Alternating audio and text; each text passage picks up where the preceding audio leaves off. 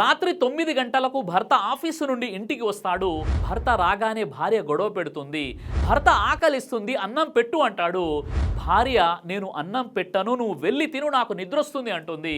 భార్య రాత్రంతా భర్తతో గొడవ పడుతూనే ఉంటుంది. కానీ భర్త ఏమీ అనడు, పడుకొని ఉంటాడు. పొద్దున లేవగానే భర్త నేను ఆఫీస్కి వెళ్ళాలి, టిఫిన్ పెట్టు అని భార్యతో అంటాడు. భార్య నిన్ను భరించలేకపోతున్నాను, నువ్వు చచ్చిపోయినా బాగుండని శాపనార్థాలు పెడుతుంది. ఆ రోజు భార్య పిల్లల్ని స్కూల్ నుండి తీసుకొస్తుంటే తన ఇంటి ముందు చాలా మంది మనుషులు నిలబడి ఉంటారు. దగ్గరికి వచ్చి చూస్తే తన భర్త యొక్క శవం తన ఇంటి ముందు ఉంటుంది. ఆమె యొక్క భర్త యాక్సిడెంట్లో చనిపోయాడు. అది చూడగానే తన భర్త శవం మీద పడి ఏడుస్తూ ఉంటుంది.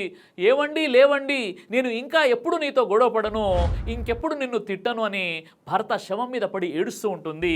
కానీ చనిపోయిన భర్త ఎలా లేస్తాడు? అందుకే భర్తను ఎప్పుడూ శాపనార్థాలు పెట్టకూడదు. భర్త చనిపోయిన కొన్ని రోజులకే ఆమెకు జీవితం అంటే ఏంటో అర్థమవుతుంది.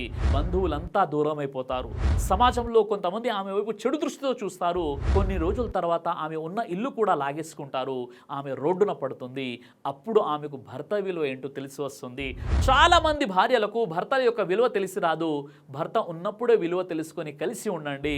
ఒక అమ్మాయికి భర్త ఉన్నప్పుడు ఉండే విలువ అతను లేనప్పుడు సమాజం ఆ విలువ ఇవ్వదండి.